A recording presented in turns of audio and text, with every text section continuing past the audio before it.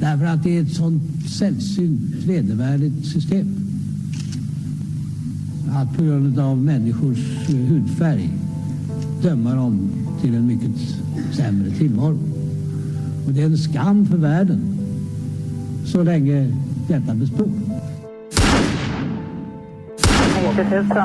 Ja, det är mord på Sveavägen. Det var en slakt. Och det var en slaktare. Det var bödeln som visste precis vad han ville. Han blev inte skjuten som statsminister. Han blev skjuten som privatperson. Polisen säger att mordet av allt att döma var mycket noga planlagt. Och alla personer med walkie-talkies på varsin sida om Sveavägen som man hörde liksom. Jag trodde att man i mordutredningar alltid gjorde bandade förhör med de väsentliga personerna som har funnits på platsen och som är viktiga. Makalöst ointresse. Det är klart att man försöker liksom suggerera sig fram till att få ihop bilderna om man nu var säker på att det var dem, så vill man ju få det att överensstämma med sitt eget vittnesmål. När sanningen om det här kommer fram så kommer det svenska samhället att förändras i grunden. Sydafrika, vilket jag personligen tycker är ett ganska intressant uppslag med tanke på att det är en ganska konkret motivbild. Det pratas mycket om Sydafrika och det är flera personer som har tagit kontakt med oss och haft intressanta synpunkter på det här uppslaget. Fick Craig veta att Palme var nyckelpersonen i att ena sydafrikanska anti-apartheidrörelsen. Det var min tanke och det har jag trott allt sedan dess.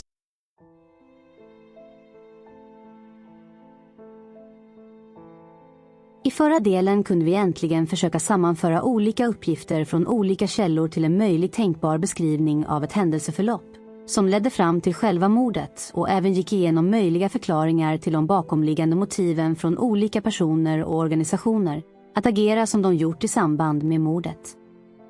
Hur Palmes möjliga pressade situation med krigande nationer kan ha tvingat Palme till att skicka Säpo på Arnold Sundqvist för att möjligen slutföra de redan betalda leveranserna.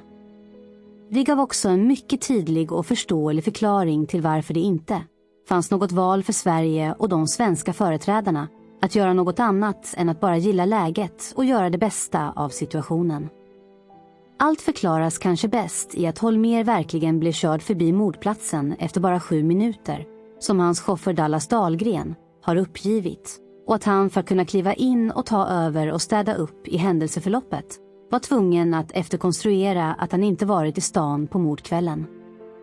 Sven Aner och andra har alltså alltid haft rätt i detta grävande. Hoppas även att respekten för hur Holmér skötte mörkläggningen, trots sanningssökande åklagare och hederliga poliskommissarier, lyckades med uppgiften under det första året. Den som läst och förstått denna redogörelse kan aldrig mer slänga ur sig att Holmér var något bekräftelsesökande dumhuvud. Han var Socialdemokraternas krisstädare. Något som att det ryktades om att han fick en belöning för, senare i livet, med pengar till en gård i södra Sverige. Genom den stora verkliga journalistens artikel i New York Times fick vi reda på hur många det var som visste vad som låg bakom och att de bara ville att händelsen skulle lösas, inte klaras upp. Hur svensk media stod med byxorna nere när Rickard Reves förklarade hur media sprang polisens ärenden och pekade ut personer till höger och vänster på ett helt sjukligt och farligt sätt. Vi gick även igenom många av de pusselbitar i faktiska belägg som kommer att fortsätta att vara en del av helheten när vi kommer till den. I denna del kommer vi att fortsätta med att fördjupa oss i efterspelet kring motivet till mordet. Både med tanke på att Sia var inblandade i någon form i att täcka mordet med Staibe-hindövningen. Vi har även Rickard Reves artikel färskt i minnet för att förstå vad han grävde fram och publicerade bara 1 år efter mordet, med så konkreta uppgifter om antal robot 70 det skulle ha rört sig om, till Iran. Nu minns ni också vad Ingvar Carlsson lovade så dyrt och heligt om att inga leveranser till Singapore förekom vid tiden för mordet. Det finns nämligen ett dokument som har flera anmärkningsvärda delar om just Bofors affärer inom vapenhandeln under 80-talet. Ett dokument som sammanställdes 1988, men enligt anteckningar släpptes i en redigerad variant 2014. Detta kommer alltså från CIAs egen hemsida. Vi läser en bit i taget denna gång, så vi kan kommentera uppgifterna allt eftersom. Directorate of Intelligence, March 4th, 1988. Sweden's Bofors arms scandal, a summary of the diversions, investigations and implications. The lingering Bofors AB and Nobel Chemi AB arms scandals, which first came to light in 1984, owed to the failure of Sweden's private and public sector leaders to observe their own rules governing arms exports in an apparent effort to bolster the domestic arms industry. Numerous investigations were initiated to examine the complex web of bribery and arms diversions, but, despite an admission from a key industry executive, only 2 individuals have been charged with violating Swedish law, a Nobel Chemi manager and a private arms trader. Stockholm has since called off the investigation of Bofors bribery, probably in an effort to prevent future revelations of bribes to Indian officials that could embarrass Prime Minister Gandhi. Sidelights to the affair include the mysterious death of a customs official, a possible Iranian connection to the murder of Olof Palme, and a surge in Swedish investigative journalism. This scandal is likely to lead to a tightening of Swedish arms export restrictions in the near term, but little change in practice in the long term given Sweden's commitment to maintaining its own arms industry.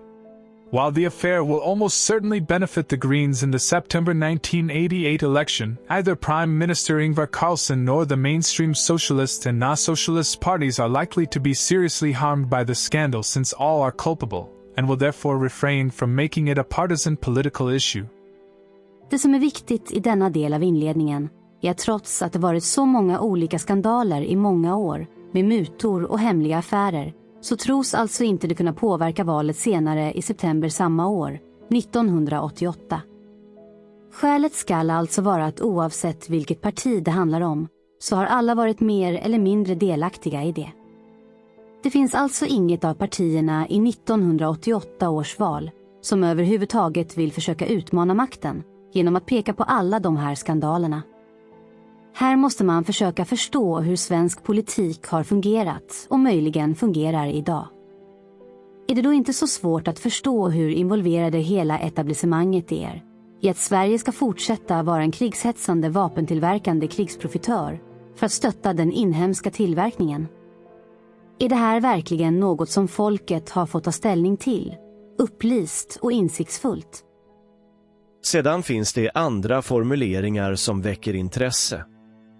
Att personer runt dessa affärer kan ha drabbats och att Palmemordet kan ha en iransk koppling.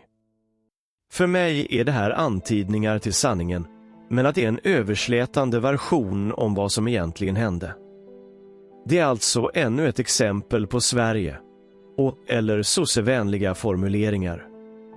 Som vi visade tidigare i klippet med Ingvar Carlsson och Ronald Reagan, så är det här ett halvår efter att banden mellan nationerna nu officiellt ska vara reparerade igen.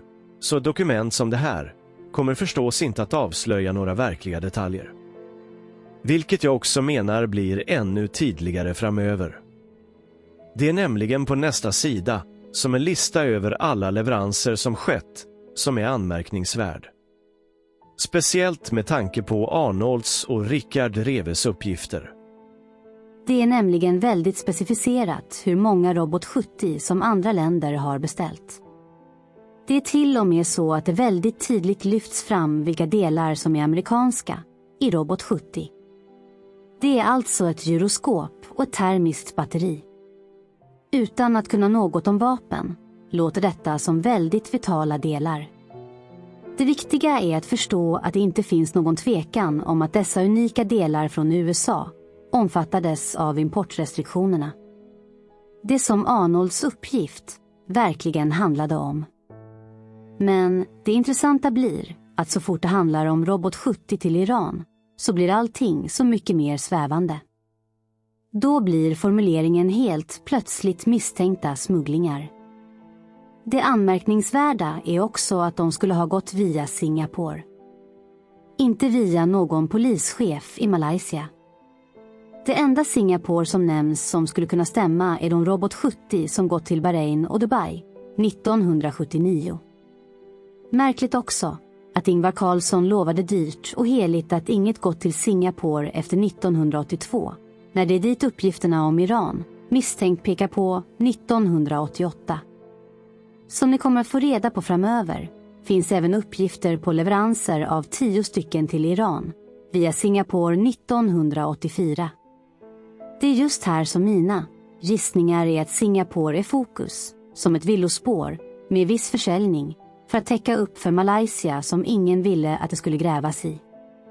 Det är just därför som Ingvar kan säga en sådan sak, så dyrt och heligt. Det fanns alltså en alternativ mellanhand som det skulle skyllas på som en del av mörkläggningen. Jag säger inte att Singapore är påhittat, viss leverans har gått dit av Robot 70, men det utnyttjas för att täcka upp för leveranser via Malaysia, enligt de uppgifter Arnold lyft fram. Det blir alltså ett efterkonstruerat villospår när det gäller rutten Malaysia till Iran. Det man också måste förstå i de svävande CIA-uppgifterna är att uppgifter om hur många Robot 70 som det skulle handlat om till Iran skrevs det alltså om i The New York Times redan 1 år innan. Det som Richard Reves tagit reda på. Varför är det då bara misstänkta försäljningar till Iran? Det märkliga är nämligen att senare i dokumentet så hänvisas det till Palmemordet igen, och då är det uppgifter i media från mars 1987 om att Iran skulle ligga bakom mordet, vilket borde vara just de uppgifterna som Richard Reves lyft fram. För mig handlar det här verkligen om att försöka förminska just denna affären och omständigheterna kring den, som i alla fall CIA borde ha tillgång till efter all den inblandning de haft tidigare. Man kan verkligen fundera på hur mycket vapen som säljs via andra länder, om allt detta bara var för att komma runt lagar och regler. För att inte tappa fokus och gräva ner oss i många andra intressanta affärer och försöka följa någon form av röd tråd, så kommer vi att läsa mer om hur länge som vapenskandalerna pågick, vilka som var inblandade och vad som gjordes från de styrandes håll för att få rätsida på allt detta. Vi läser vidare. The investigations. Since reports of the diversions began to spread in 1984 through a tip from former Bofors employee Ingvar Bratt to the Swedish Peace and Arbitration Association, a number of official inquiries have been initiated. Few of these have produced any tangible results. In approximate order of inception, the investigations are: County Prosecutor Stig Age, the prosecutor from Örebro County, where Bofors is located, began pulling together a case against the arms producer in 1984. He has not yet taken his findings against Bofors to court because new evidence continues to surface, even though Anders Karlberg, the head of Bofors' parent company, Nobel Industries, admitted in March 1987 that top Bofors executives Claes-Erik Winberg and Martin Ardbo deliberately skirted Swedish law. Age is also responsible for prosecution in the case of illegal arms sales by Nobel Chemi, a Bofors subsidiary. In June 1987 he charged Karl-Erik Schmitz, a private arms trader, and former Nobel Chemi executive Mats Lundborg with illegal arms trafficking. No further details of court proceedings have been reported. Police investigations. Swedish police are conducting separate investigations into Bofors and Nobel Chemi's arms sales to support Age in developing the court cases. Constitutional Committee. Because the Bofors case raised the possibility that government officials permitted illegal arms sales, the Constitutional Affairs Committee, made up of prominent members of parliament, began to oversee the Bofors and Nobel Chemi investigations. This is the same committee that is overseeing the Palm murder investigation. Minister of Agriculture Mats Hellström was criticized by the committee in May 1987 for misrepresenting facts surrounding Sweden's arms sales to Indonesia during his tenure, 1982 to 1986, as Minister for Foreign Trade. Parliamentary Arms Export Commission. In February 1985 a special commission was established to report on arms export issues to Parliament and provide guidance to the arms industry. Advisory Committee. The government established a separate committee of experts to recommend revisions in Swedish arms export laws that would provide for tighter enforcement. The recommendations were presented to the Social Democratic Cabinet in June 1987, but have not yet been formally presented to Parliament. Som jag tolkar det så fanns det många trovärdiga källor för allt som hade hänt. men att en ny kommission skapades redan i februari 1985 för att överhuvudtaget komma till rätta med alla vapenaffärer.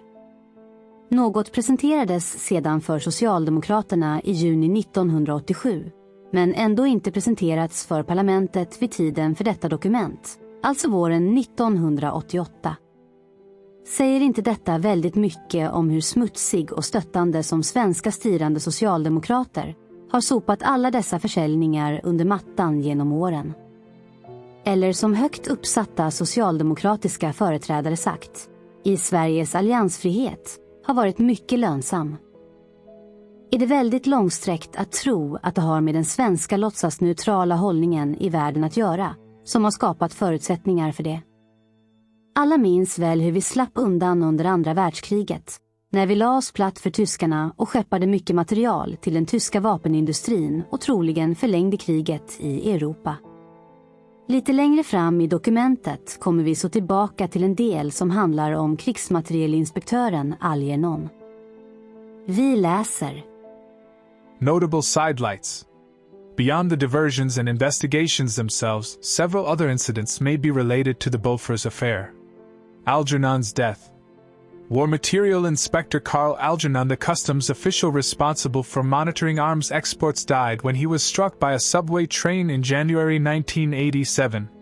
He had met 30 minutes earlier with Anders Karlberg, head of Bofors' parent company, Nobel Industries. Algernon was a personal friend of former Bofors directors Claes-Erik Winberg and Martin Ardbo.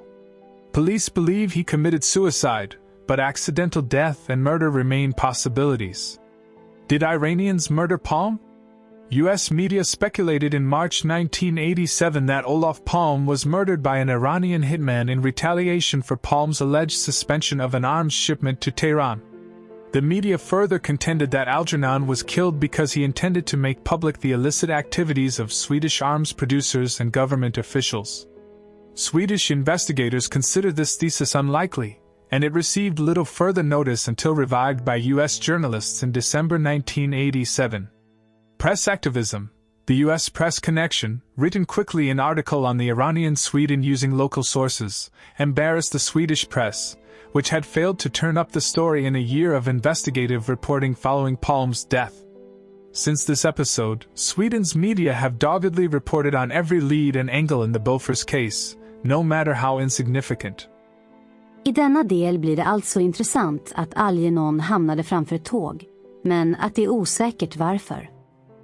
Händelsen föregicks av ett möte med en person hos Bofors, och det finns även uppgifter på att det kan ha varit så att Algernon var på väg att avslöja Bofors smutsiga vapenaffärer och hela den politiska inblandningen. Sedan kommer då det helt galna påståendet att Iran skulle vara inblandad i Palmemordet. Vilket förhoppningsvis för alla som följt denna serie blir helt skrattretande. Varför skulle Iran ge sig på sin egen vapenhandlare? Vad var utsikterna för att få nya vapen då? Med tanke på vad som hände på mordkvällen med den samtidiga Stay-behindövningen som planerades för att täcka mordet, så förstår såklart alla att detta är ett villospår. Sedan blir det intressant igen. Det blir tydligt hur svensk media helt undviker att skriva om den iranska och svenska kopplingen i över ett år efter mordet. Säger inte det också något om hur svensk MS-media hanterade hela mörkläggningen när vi nu förstår att de var delaktiga i att lura in vittnen, sprida desinformation om att Mårten skulle varit vid mordplatsen och en massa andra märkliga detaljer runt mordet? Det är det här som även pekar på att den som författade detta dokument har läst just Rickard Reves artikel om svensk medias handfallenhet från mars 1987, men vägrar att uppge antal Robot 70 och lindar in uppgifterna bara som misstänkta. Med begränsad insikt i svenska smutsiga vapenaffärer tycker jag även det blir lite intressant i nästa del där det förekom ett förbud till Singapore. Det finns också stöd för uppgifterna tidigare att Sverige var pressat ekonomiskt och att det kan ha varit en anledning till att Palme tog stora risker för vapenindustrin. Vi läser vidare. Export ban. Swedish arms sales to Singapore. The #1 importer of Swedish weapons from 1977-1986 were banned for a brief period in 1985 and have again been banned since early 1987. Filling in the gaps. There is little evidence on which to construct an accurate picture of what actually occurred in the Bofors scandal. We believe the following scenario is the most plausible, but we must emphasize that it is only speculation and that other scenarios are quite possible. Sell them anyway. Swedish arms manufacturers, experiencing financial difficulties in the late 1970s and early 1980s, determined they needed to sell arms to proscribed countries in order to remain financially viable. Government officials acquiesced, concerned that Swedish military reliance on foreign arms suppliers, instead of domestic producers, would undermine Sweden's policy of neutrality. Moreover, officials feared that low export levels would lead to layoffs in the already ailing region of central Sweden where most arms manufacturers are located. Exporterna till Singapore var alltså bannade under 1985, men behövde ändå bannas i början av 1987. Ändå säger Ingvar Carlsson att inget exporterats till Singapore sedan 1982. Får ni ihop officiella uppgifter från statsministern med andra uppgifter, får ni gärna utbilda mig. Om uppgifterna med Singapore stämmer, kan det då under 1985 varit via Malaysia som exporterna skedde till Iran, och att det är just därför som dessa uppgifter är så bortstädade i detta dokument. När det gäller Sverige som vapentillverkande nation, beroende av fortsatta intäkter, går det att snälltolka Palme i att det fanns starka svenska ekonomiska skäl till att se mellan fingrarna när det gäller svensk vapenhandel. Att det handlade om att rädda svenska arbetstillfällen. Men det jag då inte får ihop är varför så mycket pengar i så fall skeppades till så många olika ställen i världen. Varför stora summor till kommunistiska ANC i Sydafrika? Varför till i revolutioner på amerikanernas bakgård? Ni minns väl även Rickards uppgifter om hur mycket bättre svenskarna hade det än den generella amerikanen. Jag får verkligen inte ihop ett så våghalsigt spel med någon form av rimligt ekonomiskt avvägande från Palme och andra. Här landar jag mer i att det var en strategi i att sprida socialismen över världen och att utmana det globala. Men det kan förstås vara av ren okunskap tills jag blir uppläxad av någon kunnigare. Vi läser lite till i dokumentet fram till att uppgifter om Algernon kommer igen. Damage control. When former Bofors employee Ingvar Bratt provided information to the Peace and Arbitration Society, government officials attempted to preempt criticism of their past acceptance of questionable arms deals by claiming they had just learned of Bofors' activities and were beginning an investigation. Bofors was intended to serve as a scapegoat company that had circumvented but not broken Swedish law, and no one would be arrested. Breakdown. As the Bofors investigation plodded along at a pace designed to dampen public interest in the case, new information continued to surface about potentially illegal transactions conducted by Bofors and its subsidiary, Nobel Chemi. The Peace and Arbitration Society kept the case in the public eye, hoping to diffuse the public outcry over the case. Bofors chairman Winberg and, later, his successor, Ardbo resigned. Nobel Industries' takeover of Bofors in 1985 also failed to put the perception of scandal to rest. The government began to lose control of the case. Resurrection. Anders Carlberg, head of Nobel Industries, insisted on a new approach. Bofors would still be blamed for using third countries to re-export weapons. Nobel Chemi executive Mats Lundborg and private trader Karl-Erik Schmitz, moreover, would be put on trial in an effort to avoid a public outcry if no one was prosecuted.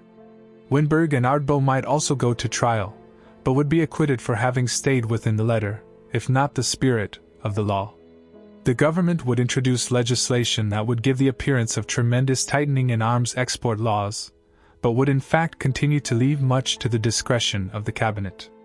Over time, the government would reduce the number of proscribed recipients of Swedish arms exports. With Karlberg holding information on official involvement in the illegal dealings, the government acquiesced in Karlberg's expanded strategy. Suicide. In January 1987, Carlberg presented his strategy to Algernon, who had condoned the Bofors and Nobel Chemi transactions.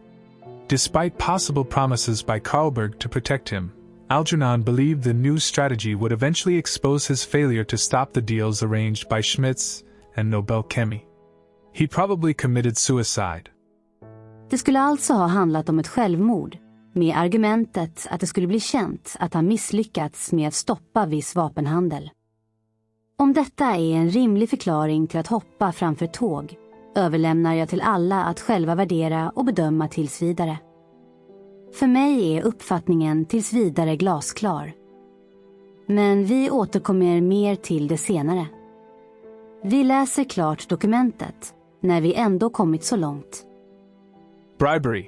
Bofors almost certainly made payments either straight to Indian officials or to middlemen who in turn paid off officials to secure the $1.2 billion sale of howitzers. Word of the payoffs leaked, sparking domestic difficulties for Indian Prime Minister Rajiv Gandhi. Stockholm wanted to save Gandhi the troubles caused him by the Swedish leak, and Nobel Industries wanted to avoid a bribery indictment. The two sides cooperated, therefore, on a scheme to keep details of the payments secret. Stockholm eventually called off the entire bribery investigation. Outlook. The Bofors affair is likely to have a significant short-term impact on Swedish politics and arms export practices, but little effect in the long term. Export policy. The Advisory Committee's recommendations for revised legislation will almost certainly reach the floor of Parliament. A key variable, however, is how much discretion will be given the government in determining whether particular countries are suitable recipients of Swedish arms. Because the opposition Conservatives are probably even more concerned about the viability of Sweden's defense industries than the ruling Social Democrats are, we suspect that the legislation finally approved in Parliament will continue to give the government great leeway in managing arms export restrictions. The government may also propose some bureaucratic reorganization of the export enforcement apparatus to bolster its credibility in managing export policy. In the first few years under new legislation, controls will probably be tight. Over time, however, the government will probably begin to approve exports to a broader range of recipients in order to keep the arms industry afloat. 1988 election. Having governed from 1976 to 1982, when a number of the reported arms diversions took place, the opposition parties are nearly as vulnerable as the Social Democrats to charges they condoned Bofors and Nobel Chemi's activities. Although questions about the Social Democrats' role in the Bofors scandal will almost certainly be raised in the run-up to the September 1988 election, we do not expect any of the major parties to put the Bofors scandal in the forefront of its election campaign. To date, Prime Minister Ingvar Carlsson has weathered the scandal virtually unharmed. The Greens, who are expected to win their first seats in Parliament in the 1988 election, stand to gain the most from the Bofors affair by picking up support from voters disillusioned with the traditional parties and opposed to exporting arms to countries involved or likely to become involved in a military conflict. Så på slutet blir det intressant igen. Det handlar alltså om en bedömning inför valet 1988, som jag utgår ifrån varit en del av motivet till dokumentets skapande. Det intressanta här är att det antyds att oppositionspartierna är lika sårbara som Socialdemokraterna, eftersom de varit insyltade i samma sörja. De konservativa anses inte vara något hot mot den egna vapenindustrin och de kommande restriktionerna. Det är bara i de gröna som kommer att kunna vinna röster på de smutsiga vapenaffärerna. Eller vinna de som inte vill att Sverige ska vara delaktiga i militära konflikter. Ni kan ju fundera på hur situationen ser ut idag, när Ukraina ska försvaras och ösas pengar över, hur mycket som helst. Finns det någon som helst politisk opposition mot Sveriges inblandning i ännu mer krig? Har vi inte lärt oss något genom åren? För övrigt var det valet 1988 som Miljöpartiet kom in i riksdagen, men det berodde troligen på andra omständigheter. Första nya partiet i riksdagen sedan 1932, enligt Wikipedia. I anslutning till Palmemordet så kan Ebbe Carlsson-affären ha påverkat regeringen en del, då den briserade på sommaren 1988 och höll på ett bra tag. Ska man försöka summera denna handling så säger detta dokument väldigt mycket om att de verkliga detaljerna som Arnold berättat om helt är bortplockade och avsiktligt förminskade ur dokumentet. Det är en allmän lägesbeskrivning som ändå har sin vikt vid att inte ha skadat Socialdemokraterna med alla turer kring alla vapensmugglingarna och att det inte är någon oro inför kommande val. Jag anser att det är ett lutande åt att lugna dem som dokumentet är avsett för med tanke på allt som hänt sedan mordet på Palme. Även om det inte blir tydligt att man tar ställning i svensk politik menar jag att det ändå är till stöd för Ingvar Carlsson och Socialdemokraterna. Med tanke på ledarmötet ett halvår tidigare så kan det vara det som är utgångspunkten. Läget är stabilt och Palmemordet, Algernon och vapensmugglingarna är utagerade under kontroll. Ingenting att oroa sig för inför valet 1988. Med tanke på att Ingvar Carlsson nu var vän med alla i Washington igen var det nog bäst för de svenska och amerikanska relationerna, inklusive vapentillverkningen, Volvohandeln, att sossarna fortfarande styrde och kontrollerade i Sverige. Oppositionens representant Carl Bildt vid denna tidpunkt har väl de flesta hört talas om. Gräver man lite i varför inte det fanns ett hälsosamt alternativ i någon opposition så går det att hitta uppgifter om att Bildt sedan länge varit informatör åt USA och inte helt oväntat via Karl Rove som var mycket nära just George Bush. Information som framkom i samband med att Wikileaks lyfte fram det när affären kring Julian Assange var het. Något som såklart Bildt bara viftade bort.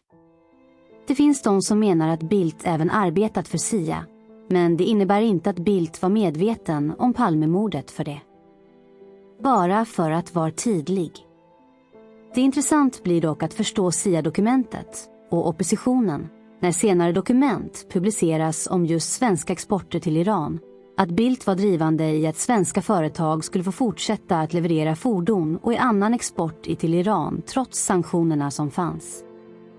För övrigt samma dokument där Bildt omnämns med det förminskande citatet i Carl Bildt, medium sisedog vitt bigdog attityd, i vilket är väldigt talande för hur USA såg på alternativregeringsföreträdaren i Sverige.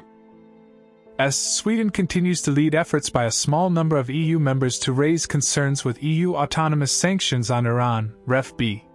Bildt is directing these efforts for several reasons. For economic reasons, Sweden is generally skeptical about the effectiveness of sanctions and in particular with Iran, where Ericsson and Volvo Trucks, among other Swedish companies, have significant exports. Bildt may also hope to play a mediating role with Iran and may thus be trying to keep relations with Tehran warm.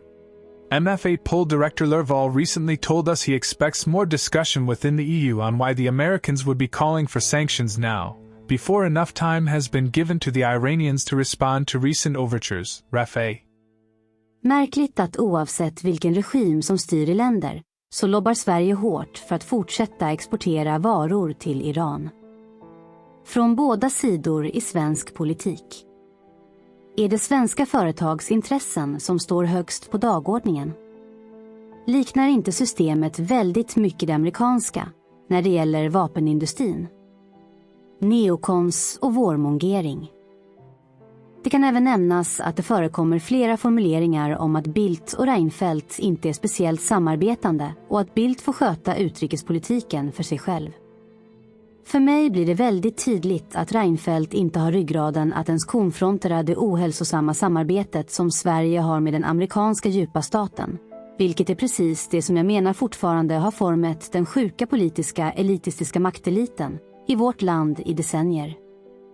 Där likt USA, demokraterna har varit sossarna och republikanerna har varit moderaterna. Båda lika vapenfixerade och krigshetsande. Allt för att tjäna stora pengar på krig, utan att befolkningarna har fått reda på den krassa sanningen bakom. Här kan man verkligen fundera på vad som egentligen är en demokrati och fria och välinformerade val som befolkningen ska göra. All denna moraliska höga svansföringen som Sverige har och haft internationellt är bara ett löst ihopsatt korthus som levt på att den djupa staten i USA har varit likadan och att de stöttat varandra som partners in crime. Vi får verkligen hoppas att det som nu händer i USA kommer att dra med sig den svenska sanningen och verkligheten också i sitt upprullande av smutsiga vapenaffärer. Börjar detta förklara varför statsministern inte vill att Trump ska fredsmäkla mellan Ryssland och Ukraina för fort? Det spelar ingen roll om en massa oskyldiga, ovetande soldater dör under tiden. Som en sista del i denna del, för att spinna vidare på eran, svenskar som har drabbats, och vad som Rickard Reves lyfter fram så bra i artikeln, så vet högt uppsatta företrädare precis vad som hänt kring stora händelser. Det som också lyfts fram är att utländsk media har granskat och publicerat uppgifter mycket mer än svensk media någonsin har gjort. I denna tidskontext, i anslutning till Palmemordet, bör man även väga in uppgifterna om vad som senare hände med Bernt Carlsson, så vi tidigare redan har redovisat omständigheter kring. När han omkom den 21 december 1988 i Lockerbie-kraschen, då Pan Am Flight 103 sprängdes i luften ovan det skotska samhället Lockerbie, på väg till New York för att delta i undertecknandet av avtalet om Namibias självständighet. Från 1987 och till sin död var han biträdande generalsekreterare i FN och Namibia-kommissionär. Som ni minns var han nära vän till Olof Palme, och hans död och olyckan har kantats av många rykten om vad han visste och vad han var på väg att göra i USA när bomben exploderade på planet över Lockerbie. Det finns nämligen uppgifter från en österrikisk tidning efter att olyckan med planet skedde, där det är väldigt tydligt att svenska företrädare visste precis vilka som hade utfört både det dådet, men även i samma veva Palmemordet. Nämligen den sydafrikanska regimen. Vi läser på Wikispox om den österrikiska artikeln. The revelation a few days ago had an explosive effect. 2 senior people in the dirty tricks department of the apartheid ancien regime said independently in court, and while being filmed, that Sweden's Olof Palme had been the victim of a South African murder plot in February 1986. Truly sensational. A big murder mystery appeared finally to have been solved. Swedes labeled archenemies. All of which helped explain an even bigger terrorist murder mystery, that South Africa was also behind the downing of Pan Am Flight 103 over Lockerbie in Scotland in December 1988. Kronen Zeitung was given access to insider information from Sweden's Social Democratic Party, which confirmed that it was neither Gaddafi, nor Iran, nor Syria that bombed the US jumbo jet, but instead that, as with Olof Palme as well as the Lockerbie bombing, the trail leads to the same plotters, the South African apartheid regime. South African dirty tricks. Seated on the jumbo jet was Bernd Carlson, a very close colleague of Olof Palme, who had been Secretary General of the Socialist International and Palme's special advisor for South Africa, who was regarded as an archenemy by the apartheid regime. There were good reasons why the South African secret services wanted those 2 Swedish Social Democrats dead. The dyed-in-the-wool anti-apartheid Swedes were alleged to be supplying arms, via socialist routes, to the African National Congress, ANC. These had to be secret operations because, officially, the Socialist International only offered non-military aid to the South African freedom fighters of the ANC and SWAPO. Palme and co. were regarded as peaceniks. Panicked by the apartheid regime. Interestingly, Pan Am 103 was conveying Bernd Carlson to the historic signing of the Namibia Independence Agreement at United Nations headquarters in New York. Bernd Carlson was to have been the UN governor of Namibia. This diplomatic political coup and the arms deliveries were seen by the apartheid regime as a deadly threat. The bomb on Pan Am 103 had been hidden in a cassette recorder. It is of note that Bernd Carlson was allegedly in the habit of always carrying a tape recorder with him, and of surreptitiously recording conversations with his interlocutors. This was one of the main reasons that Willy Brandt, the Socialist International president, was said to have wanted Bernd Carlson to stand down in 1983. Infiltration of the Socialists. Having been removed from the Socialist International, Carlson continued with secret underground contacts. It would have been easy for South African Secret Service agents, who had infiltrated Sweden's anti-apartheid movement, to exchange Carlson's tape recorder in a hotel room against one containing the bomb. and then placing it inside one of those ubiquitous Samsonite suitcases, so beloved by the peripatetic Bernd Carlson. Nu vet ni att det var USA som låg bakom Palmemordet, men att det var sydafrikanska agenter och en yrkesmördare som genomförde avrättningen. Hur skulle annars Sydafrika ha ordnat en samtidig Stay Behind-övning? Eller menar någon på allvar att Sydafrika skulle ha blåst USA och Stay Behind och lyckats med något som de inte visste om? Självklart inte. Men den stora poängen med artikeln som släpptes i samband med Don Cock-bomben i Sydafrika var alltså att socialdemokratiska företrädare kunde bekräfta att Sydafrika låg bakom både Palmemordet och Lockerbie-katastrofen. Tvärtom mot alla påhittade officiella sanningar vi hört genom åren. Hoppas verkligen hur mycket som framöver behöver lyftas fram för att den djupa staten till slut ska upphöra att styra världen. Det finns alltså stora anledningar att ljusläggningen av mordet på Olof Palme kommer att ge många förklaringar och lösningar på andra händelser som hänt runt Palme och även runt smutsiga vapenaffärer genom åren. Ännu en gång är det utländsk media som har berättat om sanningen och det svenska folket har blivit bedraget i snart 40 år.